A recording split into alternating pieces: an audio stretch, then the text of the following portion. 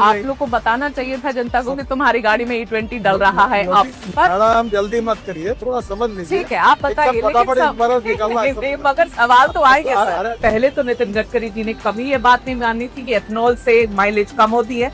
जब हरदीप पुरी जी ने ये बात मानी तब उन्होंने मानी। ब्लेंडेड पेट्रोल जब यूज कर रहे हैं तो माइलेज कम होगी कि नहीं, बस इतना ही पूछा मैंने। आप गलत बोलती हो, फिर समझो। देश की जनता अभी सीरियसली कंफ्यूज है कि नितिन गडकरी जी के पास पेट्रोलियम का कारभार है कि इनके पास ट्रांसपोर्ट का डिपार्टमेंट है। आप एथेनॉल के ब्रांड एम्बेसडर बन के बैठे हुए हैं।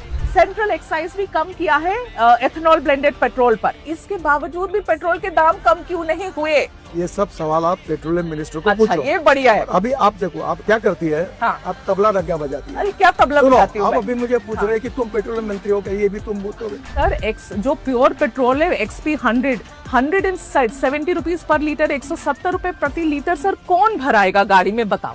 ये पेट्रोलियम विषय के जितने प्रश्न है ना, अब वो पेट्रोलियम मंत्री से ही बात करें। आपके बेटे की जो कंपनी है सियान एग्रो, उसकी नेट प्रॉफिट पिछले 5 सालों में 4500% ऊपर बढ़ गई है। इतने 1000 करोड़ की आप बना देते हैं हाईवे, और आपने एकदम बेस्ट टेक्नोलॉजी, बेस्ट मटेरियल, पहली बारिश घंटा हो जाता है, फिर आप कहेंगे कि सवाल पूछो तो गलत है। ऐसे कैसे? मैं एंटी नेशनल थोड़ी हो जाऊंगी सवाल पूछूंगी तो। मैं आपको दिल्ली देहरादून पूछूंगी सर, उस पे गड्ढे हुए थे सर।